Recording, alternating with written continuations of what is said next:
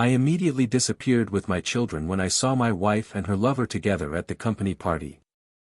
The room was full of loud voices, laughter, the clinking of glasses, but for me, everything was silent for that moment. It was as if time had frozen. His arm, casual and at the same time possessive, rested on her waist, while they both laughed about something that seemed banal. The kind of knowing laugh you only recognize when it's been replaced by her. I felt the ground disappear beneath my feet. The party was supposed to be a celebration, but there, in those seconds, I realized that I was the only one in the crowd who was about to lose everything. My hands shook, and I could barely think of anything other than the crushing pain that rose like a raging sea, suffocating me. The betrayal wasn't just there, it was wide open, pulsing in her light expression as she looked at him with an intimacy that should never have left the house. I left without being noticed, my heart beating wildly, my face a mask of forced calm. My legs were barely supporting me when I reached the children in the children's room, where the company had organized activities for families. I took them without explaining much and drove aimlessly, with the only thought of disappearing, of escaping that grotesque scenery in the vision that, I knew, would never be erased from my mind. When she got home, much later, I was no longer there. I found a small motel on the side of a dark, silent road, where the sound of trees in the wind seemed to mock my attempt to escape. I left the kids sleeping in the room and sat in the car, the light on my phone shining as her messages piled up. "Where are you? Why are your things missing? Please tell me what's going on." I read and reread, trying to imagine how someone who had just destroyed my life could feign so much ignorance. It was on the third day that things started to change. In her rush to leave, she probably didn't realize that I knew more than just what my eyes witnessed at the party. During long nights in the car, the pieces began to fall into place.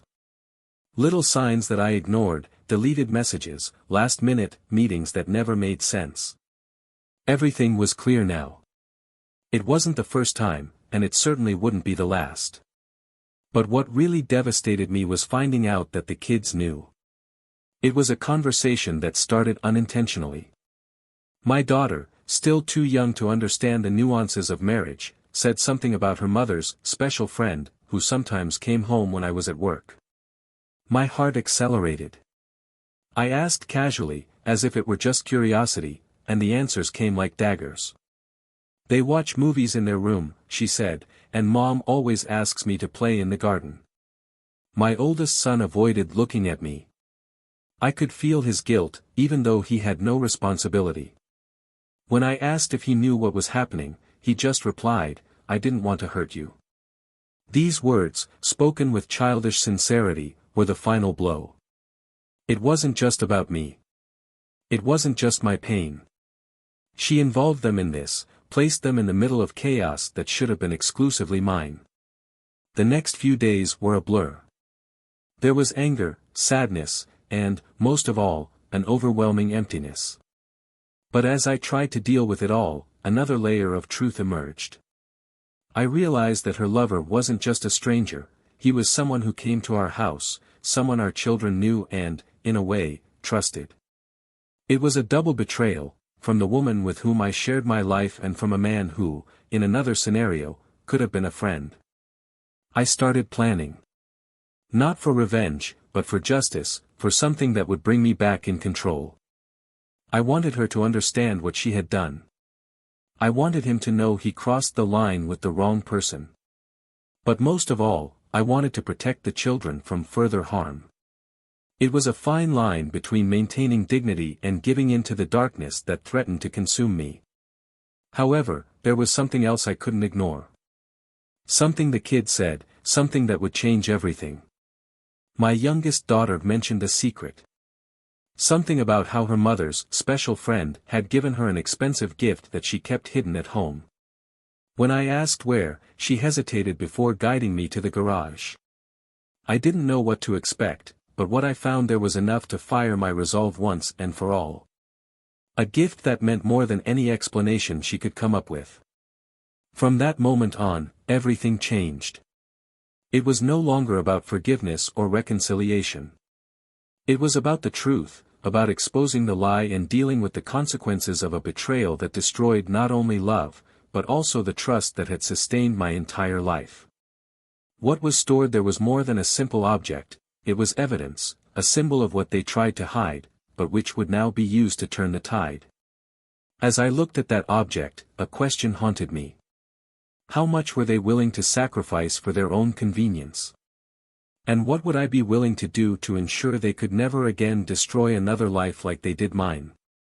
Welcome to the channel where the truth is clear, betrayal is never justified.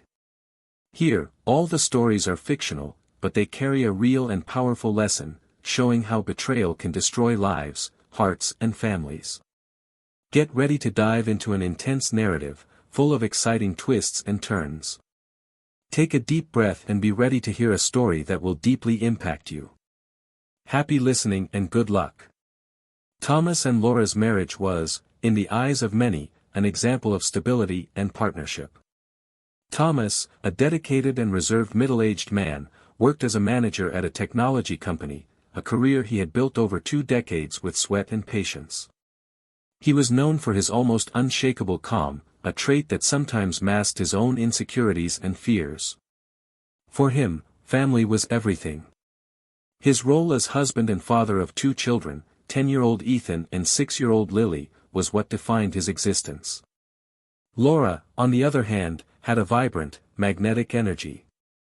From the first days of their marriage, she brought a light into Thomas's life that he didn't know he needed. Laura worked as a corporate events coordinator for a large multinational, a job that required not only impeccable organization, but also social skills and a certain natural charm that she effortlessly exuded. She was admired by colleagues and clients for her ability to transform complex projects into memorable events. Despite the long hours, Laura always made a point of being there for her children, balancing her home and professional life with an apparent ease that impressed everyone, including Thomas. Their house was cozy, situated in a quiet neighborhood with tall trees that provided shade on hot summer days. The backyard was the setting for countless family afternoons, with children's laughter filling the air as they played tag or jumped in the small inflatable pool that Laura had insisted on buying last summer. The routine, although rushed, felt solid. Dinners together were sacred. Thomas always insisted that this moment at the table was more than a meal, it was a space to share the details of the day, even if the details were mundane. But beneath the calm surface, small cracks were beginning to appear. Thomas felt a kind of disconnection that he couldn't name. It wasn't something big or glaring, it was subtle, like a background sound that you only notice when the room is completely silent. He attributed this to the pressures of work, the tiring routine of taking care of children, or simply time. After all, they had been married for 12 years, and he knew that no relationship remained immaculate over the years. Laura, in turn, also felt a growing uneasiness, although she was good at hiding it. At work, she was a star, often praised by her boss and clients, but at home, there were times when she felt like something was missing. She loved Thomas and the children with all her heart, but sometimes she missed the spontaneity, the freshness they had shared in the first years of their marriage. Small arguments about trivial things like schedules or chores sometimes turned into heavy silences that seemed to last longer than they should have. She didn't know how to fix this, and maybe, on some level, she wasn't sure she wanted to. Children, however, were the center of both their lives. Ethan, a curious and energetic boy, was passionate about robotics, often involving Thomas in school projects that consisted of assembling small robots made from recyclable parts. Lily, more relaxed, loved to draw and spent hours creating little worlds on sheets of paper spread around the room. Laura always melted when she saw her daughter's drawings, while Thomas was proud of how Ethan had inherited his penchant for logic and engineering. Despite their differences, Thomas and Laura found common ground in their children, a constant reminder that, no matter the difficulties, they had built something beautiful together. One evening, while Thomas was reviewing some reports in his home office, he noticed that Laura seemed particularly distant. She was sitting on the sofa, looking lost as the television showed some program. He asked if everything was okay, and she smiled, saying she was just tired. He wanted to insist, but something in her tone made him back away. Laura was like that, always putting a subtle barrier between herself and others when something bothered her. And Thomas, even after so many years, still didn't know how to overcome her. That same week, Laura announced that there would be a big company party, an important event that she was organizing and that would mark a high point in her career. She invited him, of course, but her tone was casual, as if she hadn't expected him to say yes. Thomas, in turn, felt a pang of discomfort, but decided there was no point in refusing. It would be nice to support her, even if corporate parties were never her type of event. As the party date approached, Thomas noticed subtle changes in Laura's behavior. She seemed more excited, more concerned about details that didn't matter so much to her before, like choosing the perfect dress or how her hair would be done. He tried to interpret it as professional enthusiasm, but there was something more, something he couldn't define. On the day of the event, Thomas and Laura prepared together, but the tension was palpable. He wore his most formal suit, and she wore a deep blue dress that accentuated her elegance. When she came down the stairs, Thomas felt a pang of nostalgia. He remembered when he had first seen her like this, years ago, and how his heart had raced. But before he could say anything, Laura was already in a hurry, checking the last details on the phone. The party, as Laura had promised, was impressive. Lights hung from the ceiling, and the tables were elegantly decorated. Thomas, however, couldn't feel at ease. He knew he should be proud, but something inside him kept warning him, like a silent alarm. Laura was in her element, interacting with colleagues and superiors, her smile radiating confidence. He watched her from afar, feeling, for the first time, like a stranger in her life. When Laura walked away to discuss something with one of the suppliers, Thomas was left alone with his thoughts. He tried to shake off the feeling that something was wrong, but he couldn't. The hours dragged by, and he finally decided it was time to go. When saying goodbye to Laura, she hugged him briefly, almost mechanically, and promised she wouldn't be long. Back home, while the children slept peacefully in their rooms, Thomas sat on the couch and let his thoughts accumulate. He wanted to believe that he was imagining things, that the discomfort was just a result of his own tiredness. But deep down, he knew it wasn't just that. Something was changing, and he didn't know what to do to stop it. Thomas woke up that morning feeling like something was out of place. It was a subtle but persistent discomfort, like a low noise in the back of his mind that he couldn't silence. Laura had already left the house, which was not unusual, as her events often required her presence from an early age. He spent time watching the children eat breakfast. Ethan was focused on a book about robotics, while Lily was doodling something in her sketchbook. He felt like he needed to protect them from something he couldn't yet name, but which was already beginning to form in his mind. In the days following the party, the routine seemed to return to normal, but Thomas noticed small changes in Laura's behavior. She seemed more distracted, her phone was always nearby, and she often let out small smiles while looking at the screen. He wanted to believe it was all in her head, but every time she said she had a last-minute meeting or an unexpected appointment, he couldn't shake the feeling that something was wrong. One night, while organizing the toys scattered around the room after the children went to bed, he found a drawing of Lily. It was simple, like anything a 6-year-old would do, but something about it caught her attention. Laura was in the center of the image, wearing a beautiful dress, and next to her was a man in a suit. It wasn't him. In the background, there were Ethan and Lily, holding each other's hands. He felt a pang in his chest. He wondered if he was reading too much into what was just an innocent drawing, but he couldn't get the idea out of his head. At work, Thomas began to get lost in thought. He was always a man of focus, someone who dedicated himself to what he did with intensity, but now it seemed impossible to concentrate. He found himself checking his cell phone compulsively, waiting for messages from Laura that would somehow explain the growing emptiness he felt. But her messages were always short, to the point, with no room for the long conversations they used to have at the beginning of their marriage. He didn't know how to reach her anymore.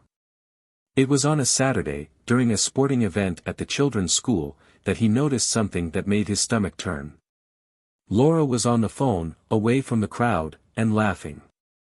It wasn't just any laugh, it was a sound full of lightness and intimacy that he hadn't heard in a long time. He watched from afar, without the courage to approach, as she ended the call and returned to his side as if nothing had happened. For the rest of the day, he tried his best to act normal, but inside, everything felt like it was about to fall apart. That night, while Laura slept soundly beside him, Thomas lay awake, staring at the ceiling. He knew he was consumed by doubts, but he needed answers. When he was sure she was asleep, he picked up her cell phone that was charging on the bedside table. Her heart was beating so hard that he feared the sound might wake her. He hesitated for a moment, but then unlocked the device. His breathing stopped when he saw the exchange of messages. The texts were casual at first glance, but they carried a familiarity that could not be denied. There were inside jokes, heart emojis and an invitation to a date that had already taken place. He saw his name, and it stuck in his mind like a blade. It wasn't just a suspicion. It was real. She was cheating on him. Thomas couldn't sleep that night. When the sun began to appear over the horizon, he had already decided that he needed proof, something concrete that would give him the right to confront her without being questioned. Over the next week, he observed Laura's patterns, paying attention to every detail. He noticed that she always left at specific times and returned at exactly the same time. There was a regularity that only confirmed what he feared. He decided to follow her one afternoon when she said she had a meeting with a client. Laura left the house in a hurry, and Thomas waited a few minutes before getting in the car and following the route she was taking. He kept a safe distance, enough to not be noticed. She stopped at an inconspicuous cafe not far from the city center. Thomas parked a little further away and watched as she entered the place. A few minutes later, he saw a man approach and enter as well. It was him. The message man. Thomas felt his blood boil. He wanted to walk into that cafe, confront them right there, but something held him back. He knew he needed to think clearly, stay in control. He stood there, watching from afar, as they talked and laughed, as if nothing else existed in the world. When they finally left, he took photos, shaking slightly as he held his cell phone. Laura and the man left in opposite directions, and Thomas returned to the car, unable to decide what to do. When she got home that night, Laura was normal, maybe even a little happier than usual. Thomas watched her as if she were a stranger, someone he didn't know. He knew he needed to confront her, but not here, not now. He needed time to understand how that betrayal had happened, how someone who promised to love him forever could betray him so easily. The next morning, Thomas woke up before Laura and left the house without saying anything. He went to a park where he used to run on weekends and sat on a bench, thinking about everything he had discovered. He tried to remember all the moments that could have signaled what was happening, but it seemed impossible to pinpoint a single turning point. It was as if betrayal had slowly seeped in, an imperceptible crack that now threatened to destroy everything. When he returned home, Laura had already left, and the children were in the living room playing. He sat with them, trying to shake off the thoughts, but the image of Laura with that man kept appearing in his mind. It was like a shadow he couldn't avoid. As he watched his children, he felt a crushing weight. They didn't deserve this. They didn't deserve to be caught up in a lie he hadn't created. That night was different. Thomas decided he couldn't wait any longer. He needed answers, he needed to hear the truth from Laura, even if it meant opening wounds that might never heal. He knew he was about to face something that would change their lives forever. And even then, I wasn't prepared for what came next. That night, Thomas decided he wouldn't wait any longer. He spent the day mulling over the photos he had taken at the cafe, the moments he had witnessed from afar, and he knew that confronting Laura was inevitable.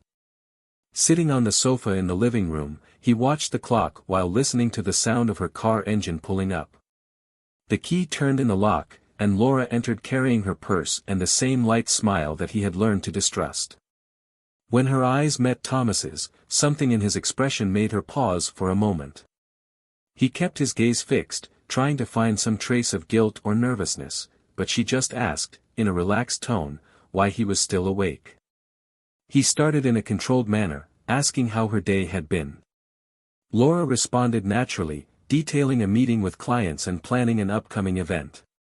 Thomas listened in silence, allowing her to delve deeper into the narrative. Then he interrupted with a direct question, "Do you have something to tell me, Laura?" She frowned, confused, or pretending to be, and asked what he meant. He took a deep breath, holding the photos in his hand, and placed them on the table between them. For a moment, Laura was paralyzed, her eyes fixed on the images. She tried to deny it, her voice shaking as she said that it wasn't what it seemed. Thomas interrupted her, the built-up anger finally escaping into his words. He pressed her, demanding that she be honest, that she explain how they had gotten to this point. Laura tried to justify it, saying that she felt a lack of attention, that the routine had consumed the shine of her marriage. But none of that seemed to justify what he had seen with his own eyes. He felt the ground open up when she finally admitted the affair, her words echoing like a sentence of doom. Thomas stood up, unable to sit still as emotions mounted. He looked at her as if trying to see something beyond betrayal, but all he saw was a stranger. Laura began to cry, saying that she never wanted to hurt him, that she still loved him, but her words sounded empty. He stared at her for long seconds, until he finally asked, "What about the children? Did they know?" Her silence was enough to confirm what he already suspected. The betrayal wasn't just against him, she had involved Ethan and Lily, putting them in the middle of something that should have been exclusive to adults. The revelation hit Thomas like a final blow. He felt the weight of betrayal turn into something even darker. He questioned how she could have been so selfish, so reckless. Laura tried to defend herself, saying that she never wanted to involve the children, but that circumstances had pushed her to do so.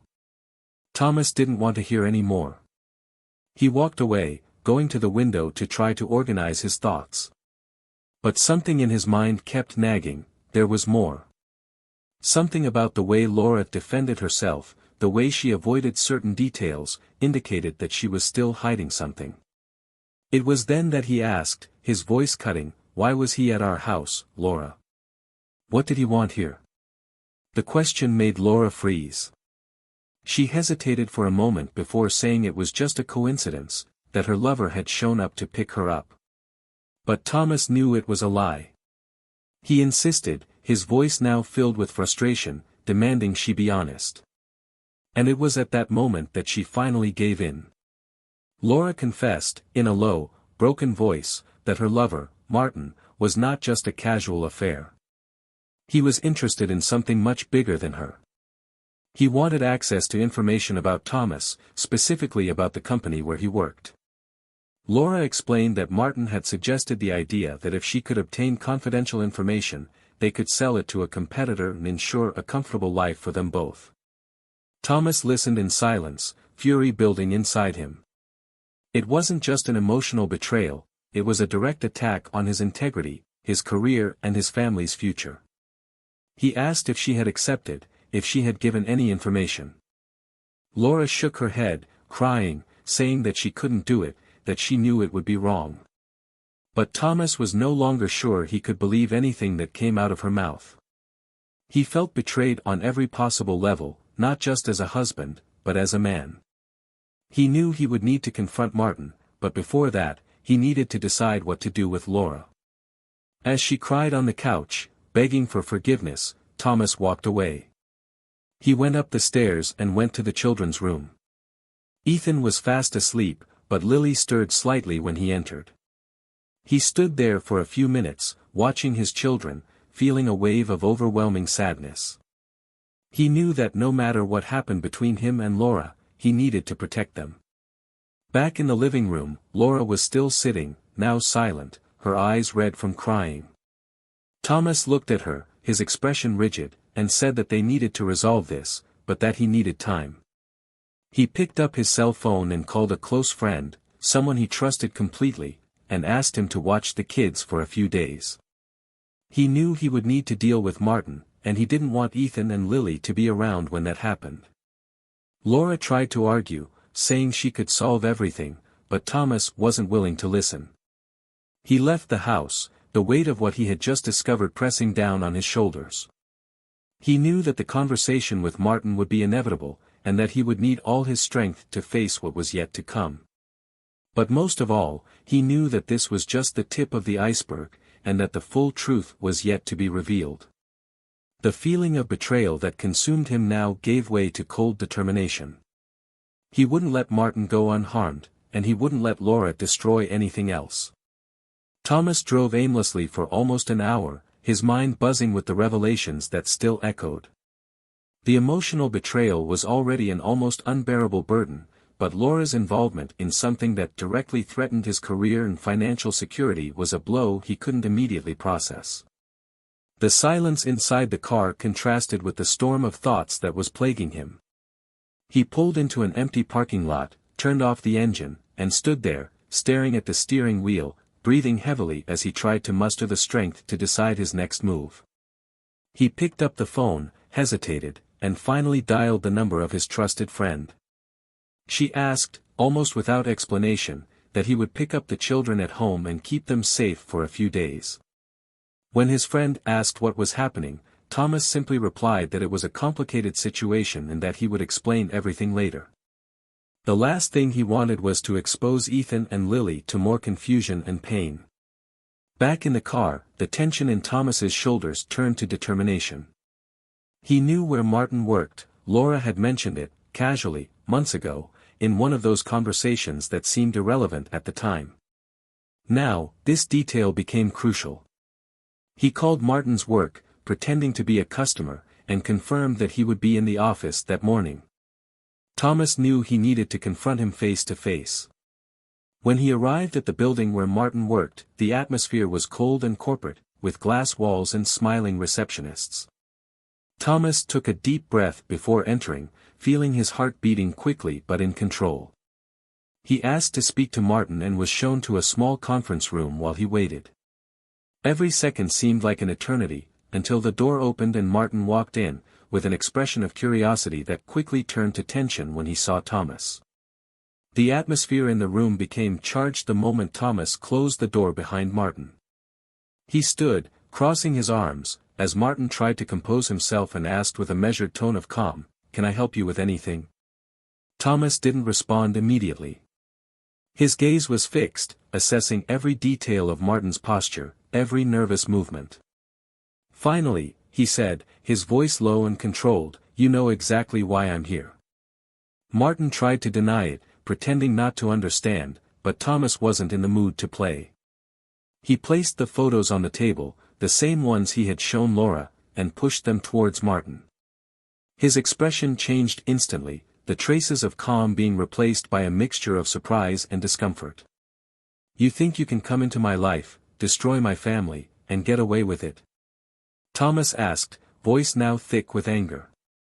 "Not only did you betray me as a husband, you tried to use my wife to sabotage everything I worked for. It ends here." Martin tried to regain control, raising his hands in a gesture of appeasement. "Thomas, I understand you're angry, but I think you're overreacting. It wasn't like that." Martin's words were calculated, but not convincing. Thomas stepped forward, and the strength in his tone made it impossible to ignore. "It wasn't like that. So tell me, how was it? Tell me that you didn't try to manipulate Laura into stealing information from my company. Tell me that you didn't know that she has children who are now in the middle of this chaos." Martin hesitated, his confidence wavering. He tried to divert the focus, saying that Laura was an adult who made her own decisions, but Thomas didn't let it go. "Laura may have made mistakes, but you knew exactly what you were doing. You took advantage of a vulnerability, played dirty, and now you want to pretend you're innocent." Martin's silence was the only response he could offer. Thomas then changed his tone. His voice became colder, almost calculating. "I know more than you know. I know about the money you promised her, about her involvement in something that could end my career. I know you're more concerned about protecting yourself than taking any responsibility." Martin tried to interrupt him, but Thomas cut him off. "If you think I'm going to let this go, you're wrong. I have enough evidence to destroy your reputation and more." The threat hung in the air like a storm about to break. Martin tried to argue that there was no reason to take things to this point, but Thomas stood his ground. He knew it wasn't enough to just face Martin. I needed to ensure that he no longer had any power over Laura or her family. "You will disappear from our lives," he stated, his voice low but full of determination. "If I hear your name again, if I find out that you tried something against me or Laura, I will take all of this to the police, your company, and whoever else needs it. This is not a negotiation." Martin finally relented, shaking his head silently. He tried to formulate a defense, but it was clear his words would carry no weight. Thomas left the room without looking back, feeling a mixture of relief and exhaustion. He knew he had only tackled part of the problem, but it was a necessary step. When he returned home that night, he found Laura sitting on the couch, her eyes swollen from crying. She stood up when she saw him enter, but hesitated, as if she didn't know if he would let her explain herself.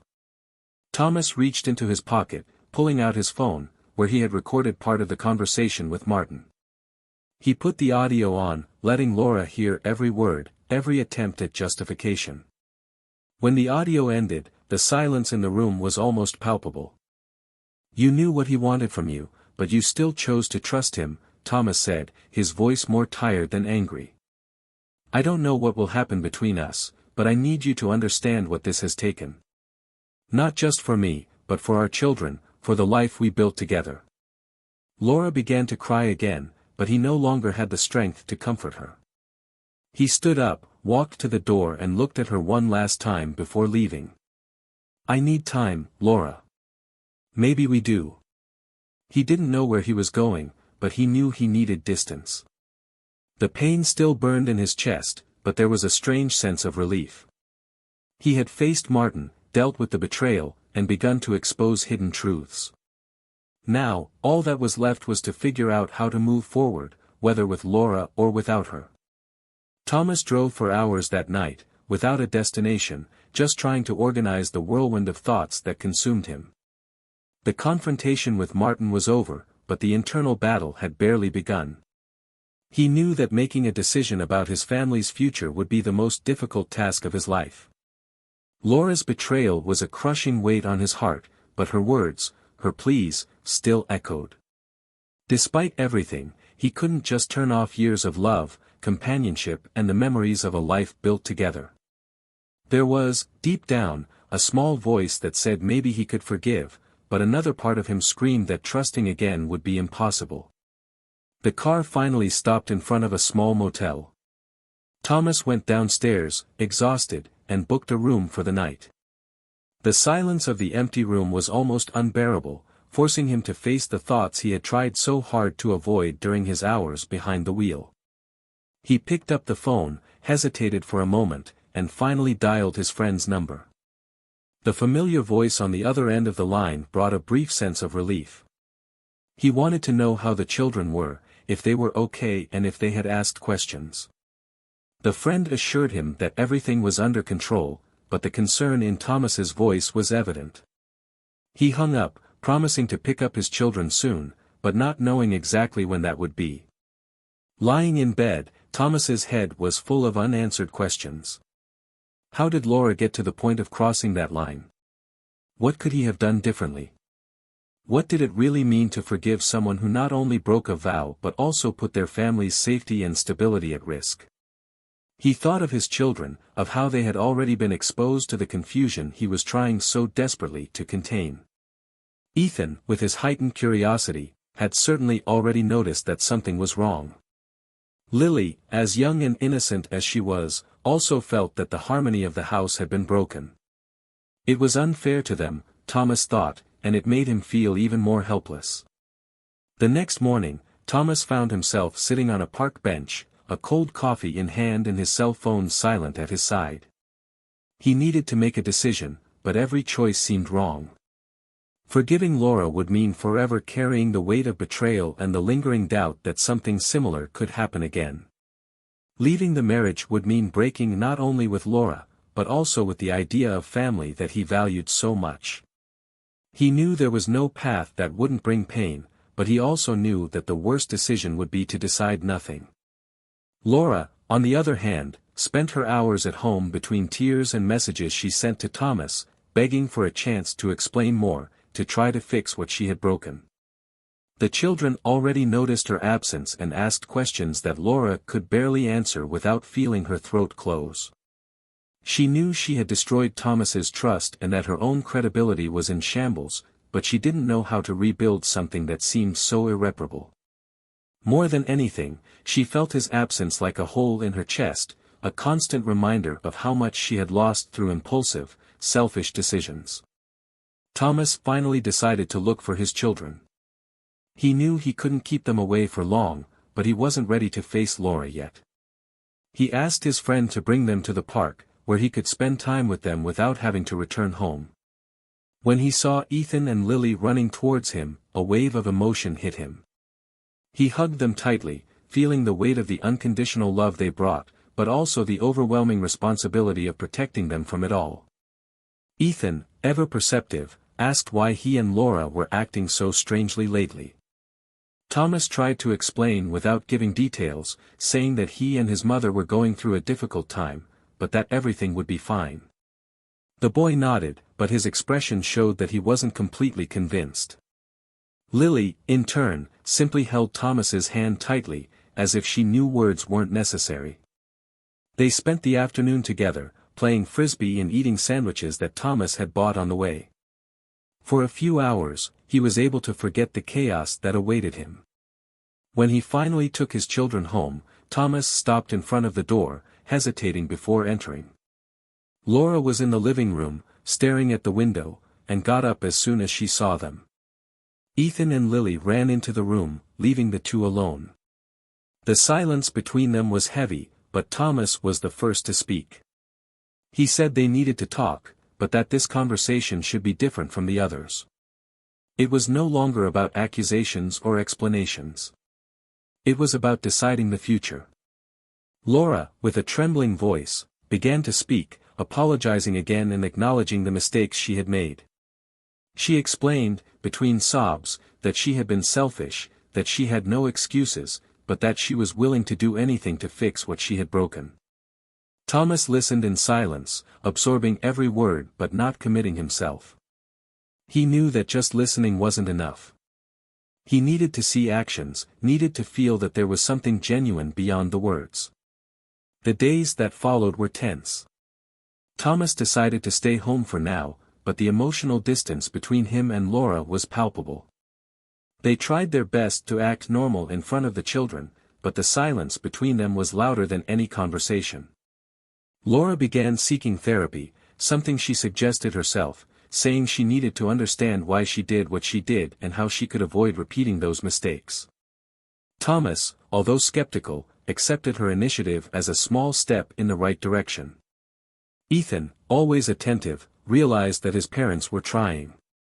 He asked careful questions, trying to understand what was happening without invading their space. Lily, on the other hand, seemed oblivious to the tension, but Thomas knew she felt it. He made a point of spending more time with the children, ensuring that no matter what happened between him and Laura, they would feel as little of the impact as possible. One night, while everyone was sleeping, Thomas sat in the kitchen, a cup of cold tea in front of him. He opened his cell phone and reread old messages from Laura, those from years ago, when everything seemed simpler and purer. He wondered where they had gotten lost, at what point the disconnect had become so great that she had sought comfort elsewhere. He knew there were parts of this story that he would never fully understand, and that was what scared him the most. Thomas knew the road ahead would be long and uncertain. He didn't know if he would be able to completely forgive Laura, but he also didn't know if he was ready to give up everything they had built together. The only thing he knew for sure was that he needed to protect his children, no matter what he decided. As the sun began to rise over the horizon, he realized that despite all the chaos, there was still a choice to be made. And this time, he was determined to do it with clarity and strength. Thomas woke up early that morning, the sound of birds outside contrasting with the silence that filled the house. He got up slowly, trying not to make any noise, and went to the kitchen. As he passed through the living room, he saw Laura sleeping on the sofa, a thin blanket covering her. It was a scene that had been repeated over the last few days, each person avoiding the room they previously shared, as if the space now carried the weight of everything that had happened. He watched her for a moment, not knowing exactly what he felt. It wasn't anger, it was something more complex, a mix of tiredness, sadness and, perhaps, a trace of empathy. In the kitchen, he brewed coffee, the aroma spreading throughout the house. While he waited, he took out his cell phone and started writing a list. It was something he did when he felt like his mind was too confused to organize his thoughts. Each item was a reflection, an attempt to understand what needed to be done from that moment on. Protecting children, deciding on marriage, dealing with the consequences at work. Each word written was like a weight being lifted from his shoulders, but at the same time, each line brought reality more to the surface. Laura woke up shortly after and appeared at the kitchen door. His eyes were swollen, a reflection of sleepless nights and shed tears. They exchanged a brief look, and she sat at the table without saying anything. Thomas placed a cup of coffee in front of her and sat on the other side. The silence between them was dense, but he knew that this conversation could no longer be delayed. After a few minutes of hesitation, Thomas began. He explained that he had made a decision, that it was not something he took lightly, but one that he felt was best for both of them. Laura listened in silence as he said he wanted a divorce. His expression was a mix of pain and acceptance. She tried to argue, saying she was willing to go to therapy, change, prove that there was still something to be saved. But Thomas was firm. He explained that although he believed people could change, something inside him had broken in a way he didn't know how to fix. He said he respected her efforts, but that trust was the basis of any relationship, and theirs no longer existed. She started to cry, but didn't try to convince him anymore. He just asked, with a choked voice, what would happen to the children. Thomas assured him that they would do everything together to minimize the impact on Ethan and Lily. They would be honest but careful, explaining the separation in a way the children could understand. Laura nodded, although she looked devastated. They knew that, above all else, they needed to prioritize their well-being. The days that followed were filled with difficult conversations, meetings with lawyers and adjustments to routine. Thomas decided to sell the house and find a smaller place for him and the children. Laura agreed, saying she would look for an apartment nearby to make living easier and keep her children in a family environment. It was a painful but necessary transition. Every packed object, every empty corner of the house now echoed with memories of what had once been. Ethan was the first to notice the changes, as expected. He asked Thomas directly if his parents were separating, and Thomas, with as much honesty as he could muster, explained the situation. Ethan was silent for a moment before asking, "Is this because of Mom's friend?" Thomas was speechless, but finally replied that some complicated things had happened, but that none of it was his or Lily's fault. Ethan just nodded, looking older than his 10 years would allow. Lily, on the other hand, reacted differently. When he found out that the house would be sold, he began to draw compulsively. Each drawing was a representation of the house, of family moments, of things she feared losing. Thomas put away each one of them, feeling a tightness in his chest as he realized the impact everything was having on her. He promised himself that he would do everything he could to preserve his daughter's innocence, even if it meant hiding some of his own pain. Laura, as difficult as it was for her, began to build her new life. She sought professional help, attending therapy sessions and facing the demons that led her to cheat.